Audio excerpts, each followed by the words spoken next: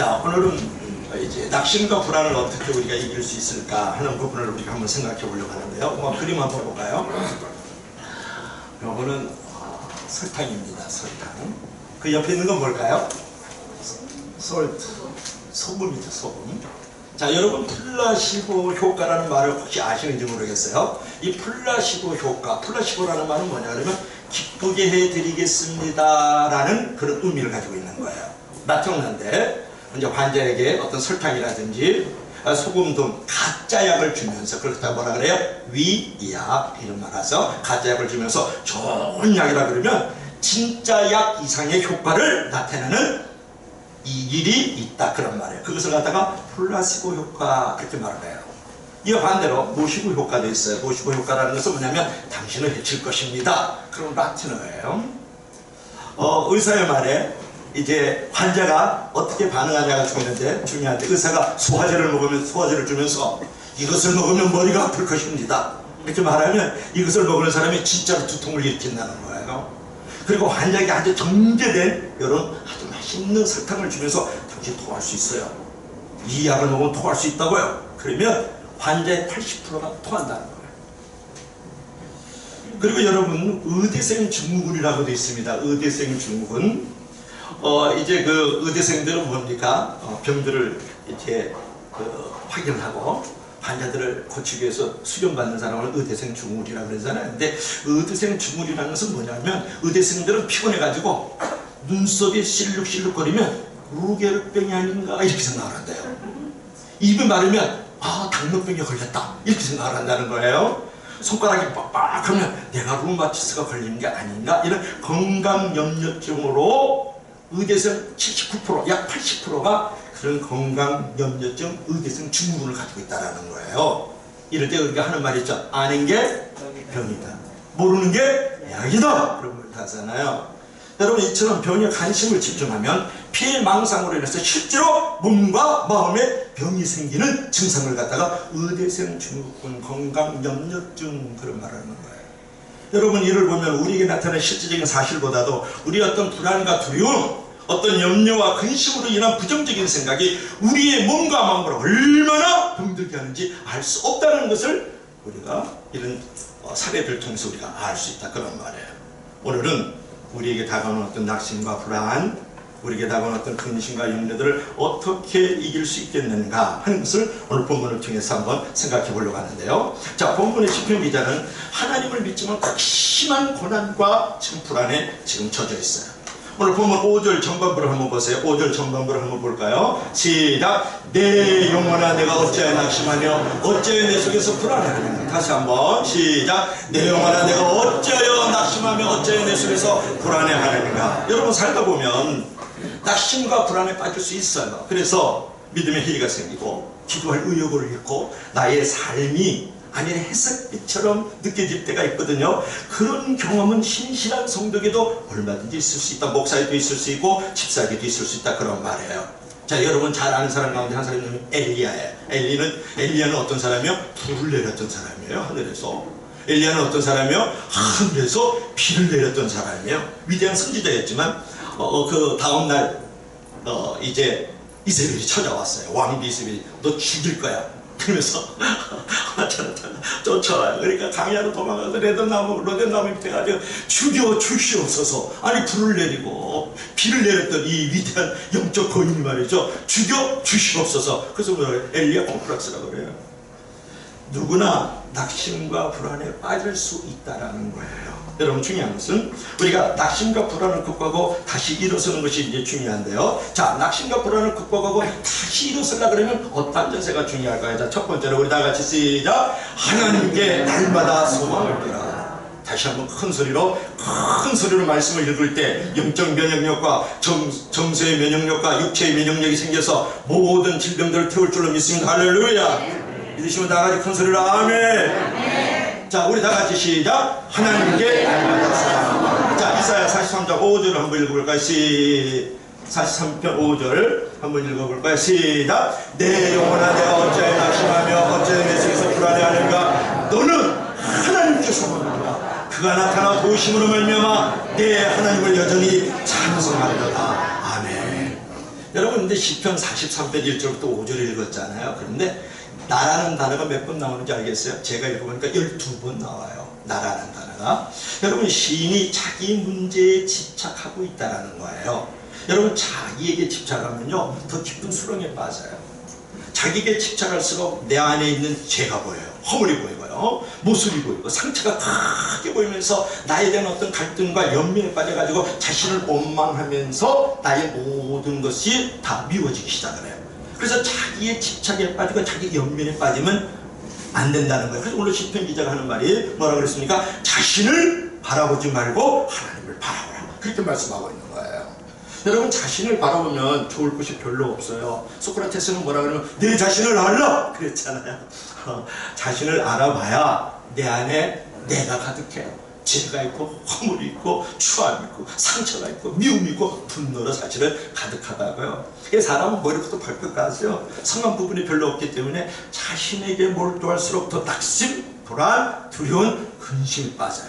때로는요 예수를 믿는 신자들이 예수를 믿지 않는 불신자보다 더 낙심할 수 있어요. 왜 그러냐면 죄의 문제에 더 민감하기 때문에 절망감을 느낄 수 있어요. 내가 믿습니다 그러면서도 기대한 것에 대해서 얻지 못하기 때문에 신앙이 열등감을 더 가질 수 있어요. 그래서 신자들은 불신자보다도 더 절망감과 열등감을 가질 수 있다는 이 놀라운 사실을 아세요?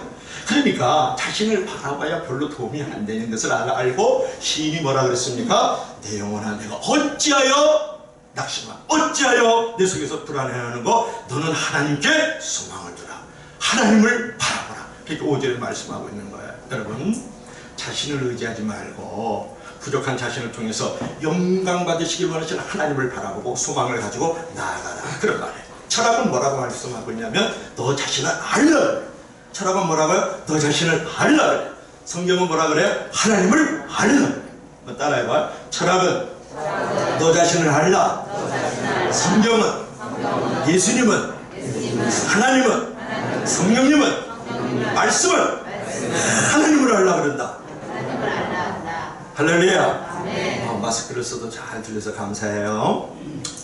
여러분 켈빈이 아주 유명한 사람인데요 가장 위대한 지식의 두 가지 중에 하나는요 하나님을 아는 지식과 자신을 아는 지식이라고 했어요. 하나님을 아는 지식이 있어야 자신을 알 수 있고 자신이 가야 할 길도 알 수 있다. 그렇게 말했던 사람이 존 칼빈이에요. 지난주에도 한 번 더 봤죠.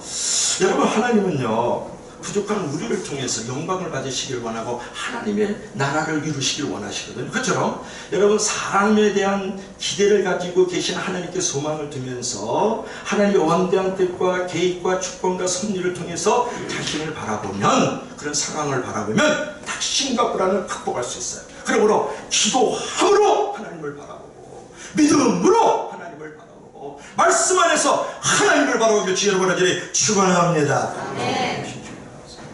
사람을 보고 상황을 보면 내게 만족함이 없지만 나의 하나님 그분을 바라보면 기도하면서 믿음으로 말씀으로 바라보면 그 안에서 모든 불안과 두려움을 이겨나갈 수 있다고 시인은 우리에게 교육하고 있죠. 자, 두 번째로 한 번 더 볼까요?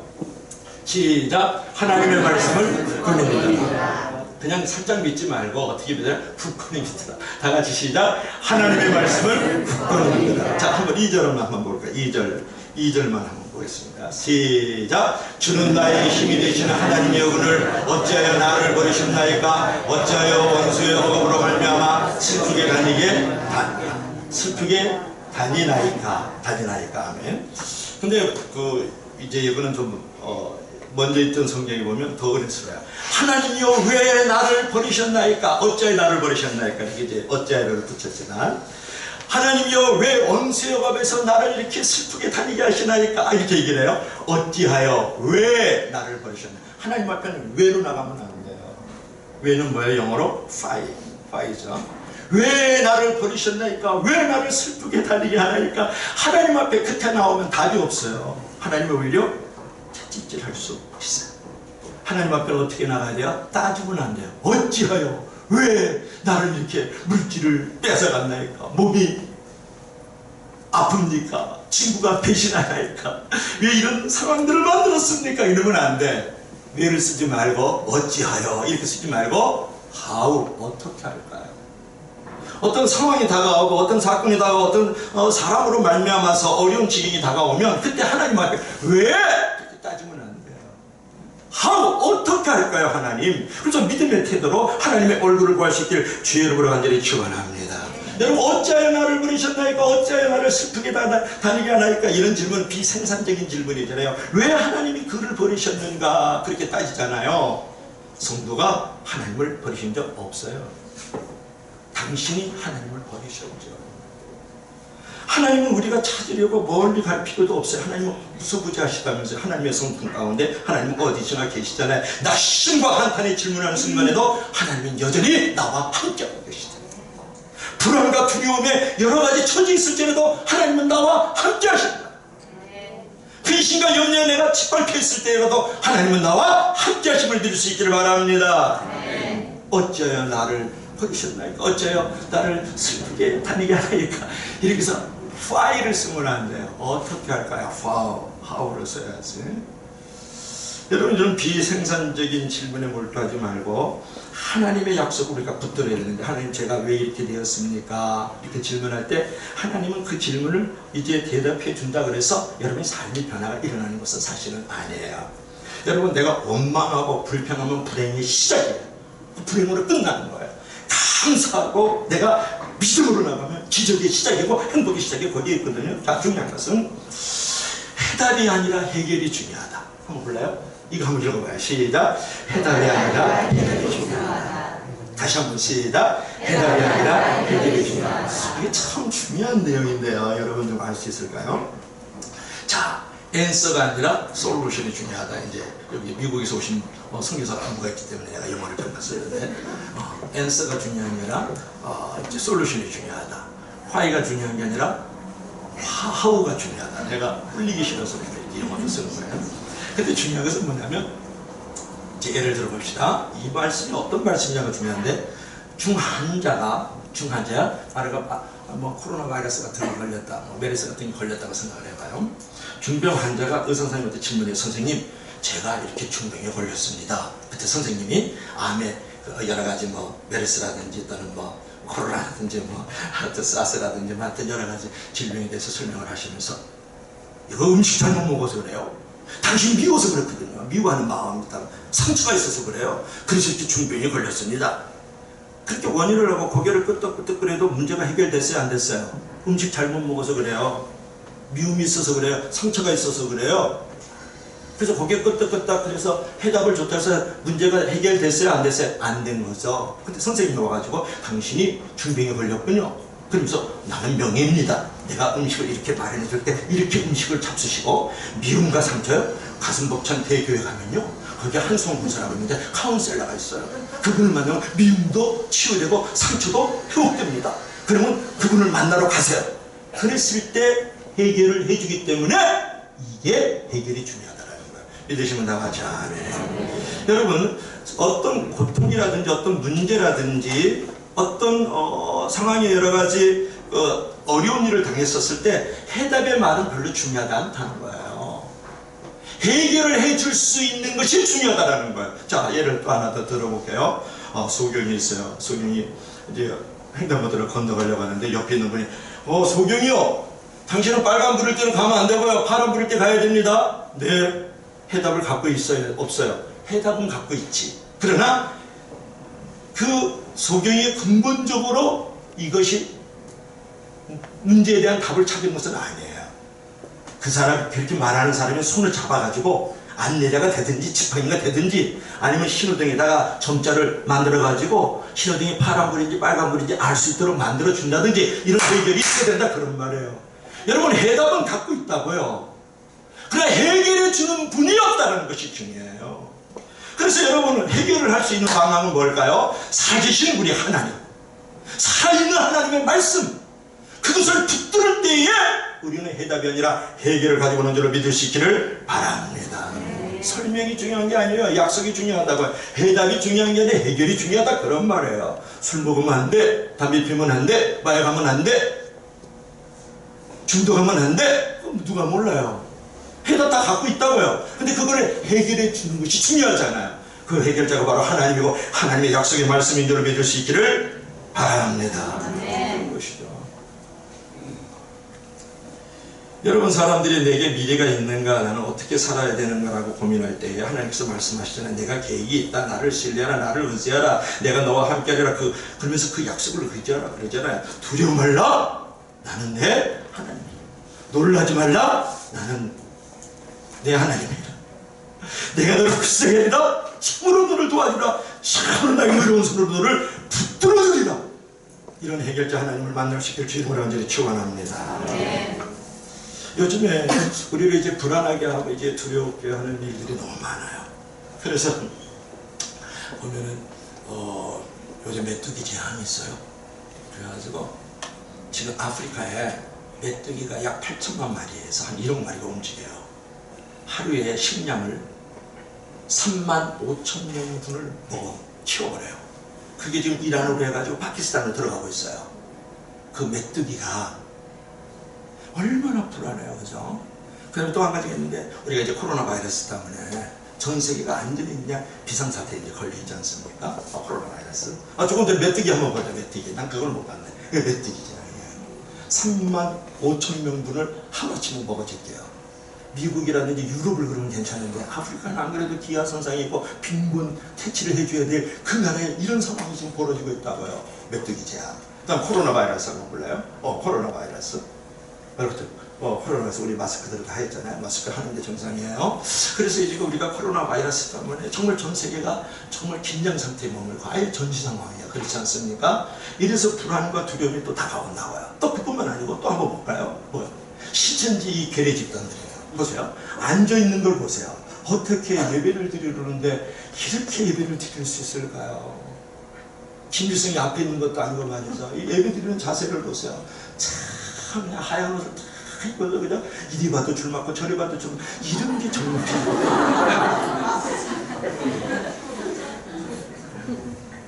근데 또 하나 넘겨볼까요? 이게 누구냐 그러면 이만희예요. 그 내연애체 지금은 돈을 갖고 도망가고 소송 중에 있어요. 지금 신천지 이만희가 사람 이상도 아니고 이하도 아니고 짐승에 가깝고 돈과 여자를 너무 밝힌다 라고 하면서 지금 도망갔어요. 이 김남희가 도망갔어요. 요게 이만희예요. 지금 나이가 90이에요. 요게 내연애체 김남희인데 웃겨요. 어떻게 됐는지 아세요? 얘네들 때문에 지금 두려움과 불안이 있다는 얘기인데 제가 옆으로 조금 빠져나갈게요. 김남희가 건강하게 결혼생활을 잘하고 있는데 이 이만희가 교주가 뭐라 그러는지 아세요? 너 나랑 결혼 안 하면 너 부부가 다 죽어. 그래서 정신적인 코로나 바이러스 질병을 갖다 줬어요. 그래서 이혼을 해요. 그리고 자기도 마누라가 있었거든요. 지새끼도 있잖아요. 그런데 마누라 없다고 파출보라고. 그래가지고 이 김남희가 결혼을 했어요. 그래가지고 자기는 해고 자기는 여기는 달이야. 그러다가 제 2인자로 이렇게 머물고 있다가 이 김남희가 가만히 보니까 이건 사람 이상도 아니고 이하도 아니에요. 그런 걸 알고서 돈을 받고 도망갔어요. 그리고 그 앞으로 지금 땅이 엄청나게 양평과 가평가 있는데 그거 지금 소송이 걸려가지고 돈 내라고 수백억짜리니까 그래가지고 이만희 신천지가 이 가짜라는 걸 계속 폭로를 하고 있어요. 중요한 것은 그런 얘기는 내가 옛날에 한번 했으니까 한 번 더 기회는 있겠고 지금 신천지가 지금 코로나 바이러스에 아주 그냥 주 생산지가 돼가지고 나라를 이렇게 지금 아주 힘들게 하고 있잖아요. 중요한 것은 얘네들은 신천지 교회가 문을 닫는 게 중요한 게 아니에요. 뭐냐면 얘네들은 위장 단체가 있어요. 공부방, 상담방, 뭐 동아리방 이래가지고 뭐 꼿꼿이 배워준다 그러고 인문학 강좌한다 그러고 그냥 또 독서 모임 만든다 그러고 예? 막 이러면서 은밀하게 위장 센터들을 갖고 있는데 이것을 잡아내요. 이놈들이 이것을 오픈을 지금 안 하고 있어서 이거 신천지 괴뢰 집단이 문을 닫아도 소용없어요. 왜 괴뢰라는 말 하냐면 괴뢰라는 말은 무슨 말이냐면 한 사람에 의해서 꼭두각시 역할을 하다 조종을 당하고 있다는 말이 괴뢰라는 말이에요. 그러니까 이만희가 이긴 자다, 포효사다, 뭐 자칫 하나님 자기 단체에 13명 4천 명 안에 들어오면 다 구원받는다. 우리가 바보예요. 2000년 교회 역사에. 그러면서 그들을 가정을 해체하고 영혼을 노락질하면서 사회를 이렇게 병들는데 이번에 철저하게 얘네들이 해체되는 생각으로 하고 있어서 내가 좀 마음에 어떤 부분은 있어요. 그러니까 여러분 무슨 얘기를 지금 하려고 그러냐 그러면 이런 메뚜기 재앙이라든지 코로나 바이러스라든지 또 신천지 이런 이렇게 괴뢰 집단들이 가지고 오는 것은 뭐냐면 불안과 두려움이라는 거예요. 근심과 염려가 우리를 끊임없이 엄습해 온다라는 거예요. 이럴 때 우리가 어떻게 해야 되느냐가 중요한 것이에요. 하나님을 바라보고 하나님을 믿고 말씀을 붙잡지 않은 한 근심과 염려에서 불안과 두려움에서 우리가 떨쳐버릴 수 없다 그런 말이에요. 우리가 전래 민요 가운데 진도아리 다녔어요. 우리 어렸을 때 우리 아버지 이 노래 참 많이 했대. 전 하늘엔 잠별도 많고요 우리네 살림살이 수심도 많도다 땅땅땅땅 이제 그런 노래를 많이 들었어요. 요즘 잘 못 듣는 것 같은데요. 수심이 많고 근심이 많은 우리네 살림살이에요. 술 마시면 아주 시흥이 아주 그냥 절로 나가도 시를 쓴 이태백이가 술로도 달랠 수 없는 근심 불안을 이렇게 얘기를 했어요. 하늘 들어 흐르는 물을 내리쳐도 물은 끊이지 않고 계속 흐르며 잔을 들어 술을 마셔도 걱정을 시철해도 걱정은 더 쌓여만 가네. 이태백이 같다 그죠? 흐르는 물을 칼로 쳐도 물은 끊이지 않고 계속 흐르며 참 대단한 것 같아요. 그죠? 왜 이런 말을 하느냐 하는 것이 중요한데, 하나님은 이러한 어떤 우리의 약함과 염려를 아시고 염려하지 말라 근심하지 말라는 성경 말씀을 무려 550번을 주었다는 거예요. 그리고 두려워하지 말라 이 말은 365번 줬다면서요. 매일 두려워하지 말라고. 근데 이제 두려워하는 이제 그 남자의 그 연령별을 보면 재밌어요.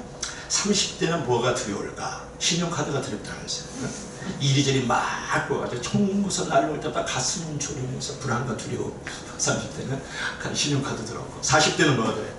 아내가 야한 속옷을 딱 입고 나올 때가 두렵대요. 그래서 목욕지게 딱 하고 야한 속옷 딱 입고 나오면 그때 그냥 앞에서 알짱거리면 아주 그냥 너무너무 두렵다라는 거 아니에요. 50대는요 공국이 두렵대요. 공국이 두려워가지고 한솥 가득 꽁꽁 담아놓고 아내가 3박 4일 외출 나가면 그때가 무지 두렵다라는 거 아니에요. 또 60대는 뭐냐?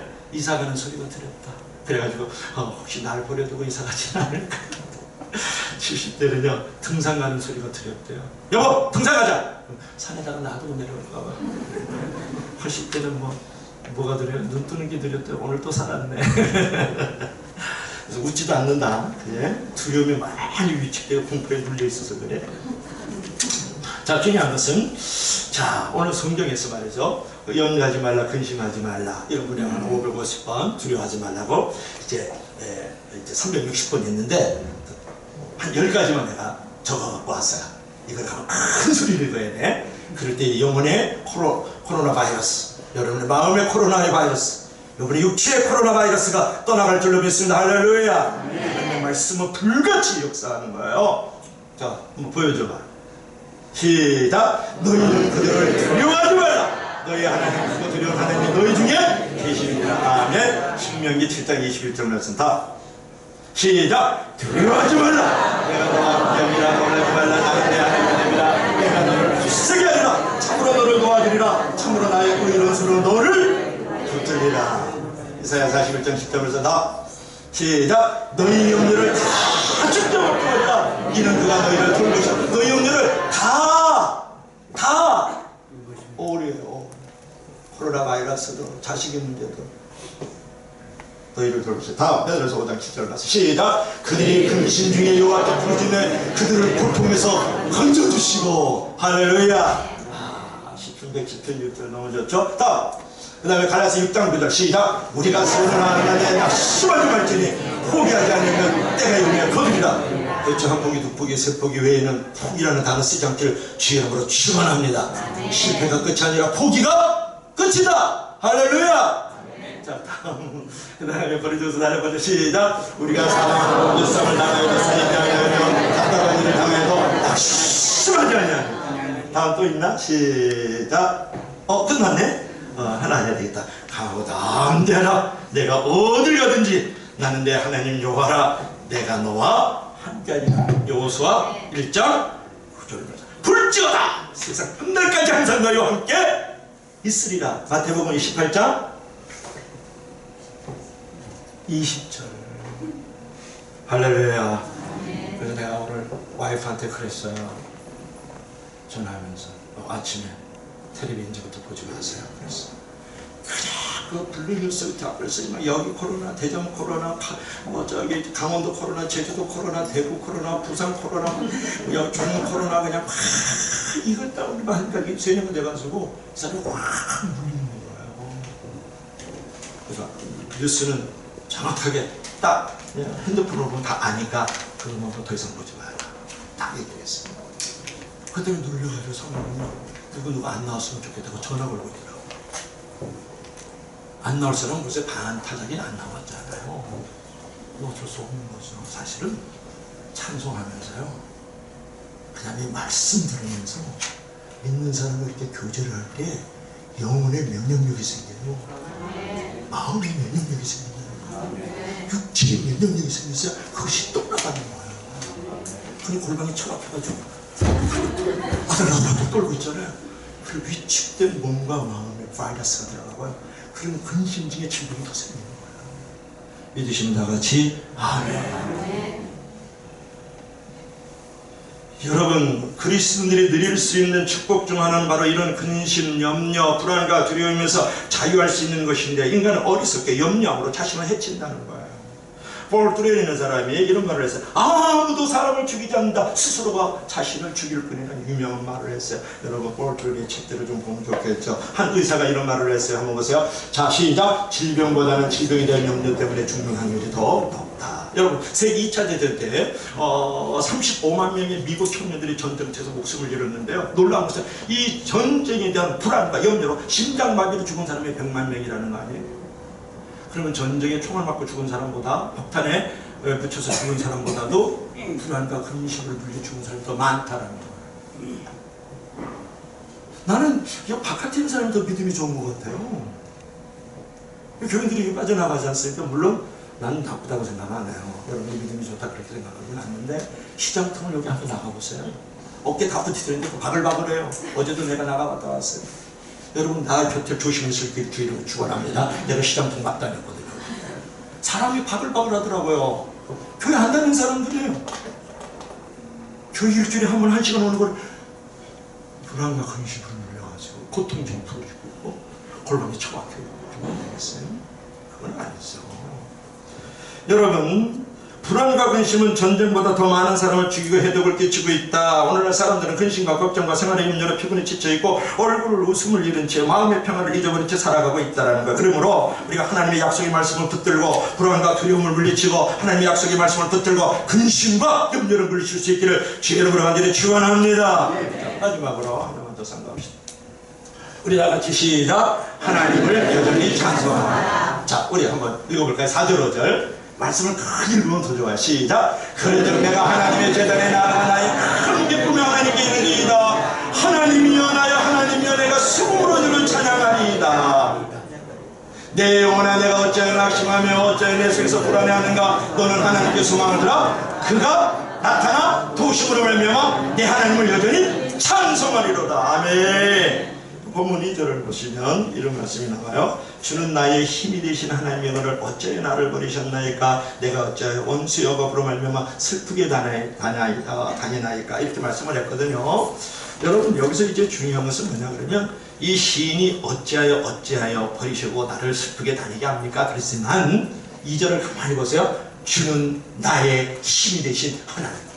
나의 힘이 되신 그 찬양하고는 별 힘이 되지만 주는 나의 힘이 되신 하나님의 언을 이렇게 말씀했어요. 그러니까 이 시인이 어찌하여 나를 버리셨습니까? 어찌하여 나를 슬프게 다니십니까? 그래도 그의 가장 밑바탕에는 그의 어떤 기초에는 뭐가 있어요? 하나님은 나의 힘이시라는 것을 하나님을 신뢰하는 모습을 발견할 수 있잖아요. 그런 밑바탕의 신뢰를 가지고 시인이 계속 기도하는데 3절 한번 볼까요? 3절 한번 보면 다 같이 시작. 주의 빛과 주의 진리를 보내시어 나를 인도하시고 주의 거룩한 삶과 주께서 계시는 곳에 이르게 하시면서 주의 빛과 주의 진리, 요거를 딱 가르치면 좋아. 요건 뭐를 말하냐면 천사에 대한 비유적 표현이에요. 요게 천사를 말하는 거예요. 그러니까 시인이 천사를 보내서 자신을 하나님이 계신 곳으로 이끌어 달라고 하는 기도는 뭐냐면 고난에서 구원하심으로 다시 성전에 올라서 찬송하게 해달라는 뜻을 가지고 있는 거예요. 궁극적으로 천국으로 이끌어달라는 거고 나의 삶의 환경이 천국이 되도록 만들어달라고 지금 기도하고 있는 모습을 우리가 여기서 발견할 수가 있죠. 여러분, 시인은 고통 중에도 탄원하고 비생각적인 질문도 했지만 그 의심 밑에는 뭐가 있냐면 하나님은 힘이 되신다는 것이고 하나님은 공의로우신 하나님이라는 거예요. 그러니까 타는과 어떤 질문을 넘어서서 구원을 확신하고 하나님을 찬양하는 모습을 우리가 이제 발견할 수가 있는 거죠. 중요한 것은 시인은 하나님이 자기를 구원할 것을 믿고 기뻐하며 찬양하겠다고 4절, 5절에 말씀하고 있다. 이제 그런 부분이에요. 그러면 우리가 어떻게 우리가 하나님을 찬송할 수 있어요? 현실을 넘어서서 주님께서 나의 힘이 되시고 반드시 공의로우신 하나님으로 나에게 형통을 주시고 축복을 주시고 상황을 만들어 가실 것을 믿을 때에 우리가 찬송하는 줄로 믿을 수 있기를 바랍니다. 근데 중요한 것은 왜 우리가 찬송이 안 나오느냐는 거예요. 왜 곡조 있는 집에 찬송이 안 나오느냐 그러는데 의심이 있어서 그래요. 의심과 불신앙. 의심을 보세요. 자, 의심에는 세 가지 불행이 있는데 첫째는 인생의 불행이 있어요. 두 번째는 인격의 분열이 있어요. 세 번째는 관계의 불통이 있어요. 자, 보세요. 의심은 세 가지 불행이 있다 그랬죠. 보세요. 의심은 인생이 불안을 한다는 것은 뭐냐면 의심하면 가정과 직장생활과 대인관계가 불안정해서 평안이 없다라는 거예요. 자, 두 번째는 인격의 분열이 있다. 의심하잖아요. 의심하는 인격은 뭐냐 그러면 두 마음을 품으면 정함이 없게 되고 자기 및 자기 일에 대한 확신이 없어 흔들리게 돼요. 의심하면 흔들리는 거예요. 흔들리는 거예요. 제가 그리고 사모님 안 계시는 그런데 사모님하고 뽀뽀도 못하겠어요. 제가 지금 너무 불안해가지고 인격 분열이 일어나겠다. 손을 잡고 데이트할 때 손도 이렇게 옮겨질까 봐, 손이 옮겨질까 봐 손도 잡고 있는 줄을 믿으시길 바랍니다.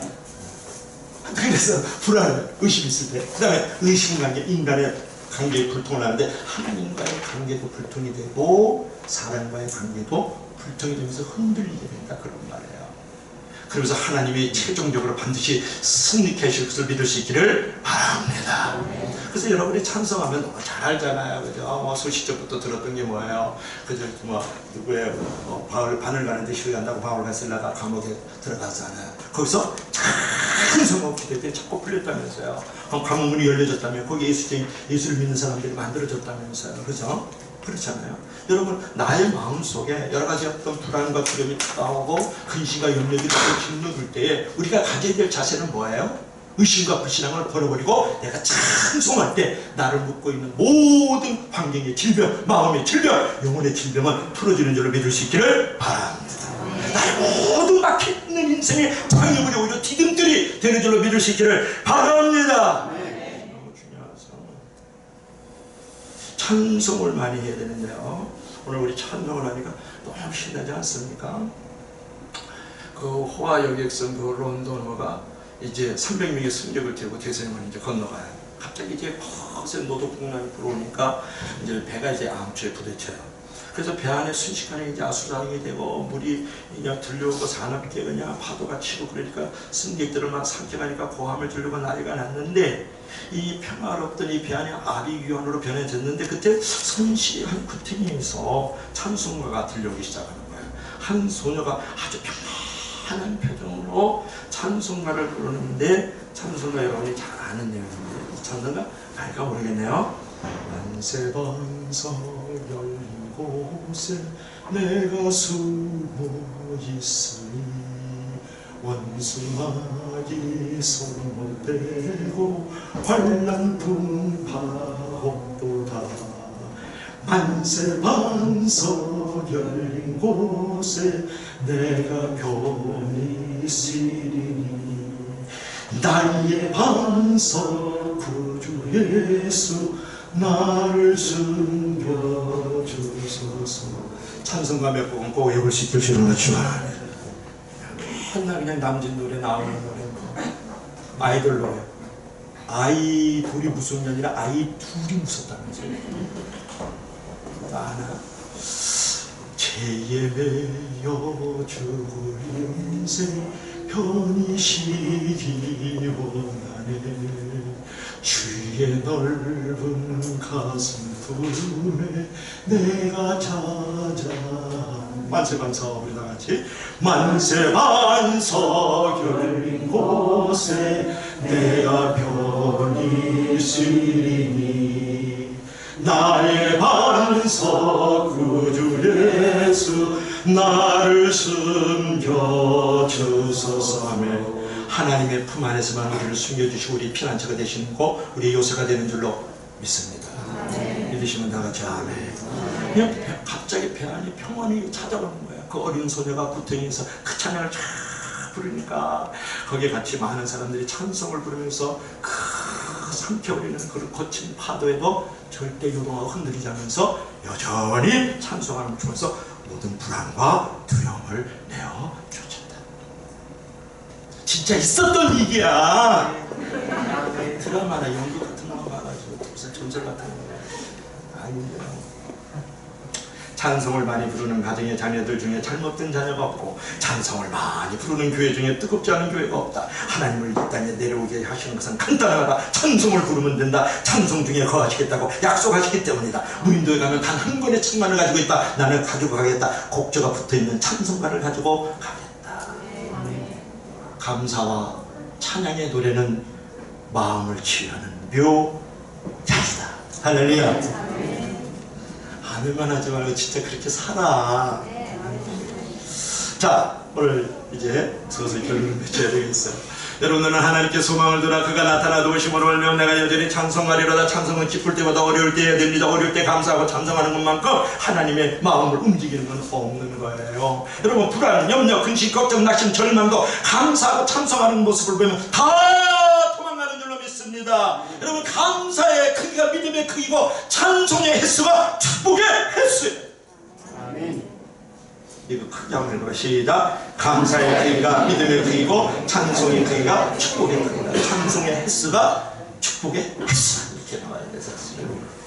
그러므로 여러분의 삶의 자리에서 문제가 풀리지 않고 길이 닫혀있을 때 오늘 이 시인처럼 여전히 나는 하나님을 찬송하리로다 고백하는 것처럼 여러분이 찬송할 때 길이 열려지고 여러분이 막혔던 것에 응답이 되는 줄로 믿을 수 있기를 바랍니다. 결론을 맺죠. 결론 10초.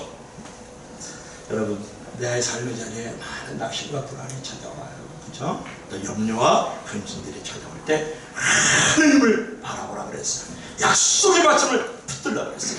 그리고 감사하고 찬양하면 내일의 축복, 내일의 영광, 내일의 형통함이 우리 가운데 이루어질 줄로 믿습니다. 믿습니다. 믿습니다. 다 같이 일어나시겠습니다.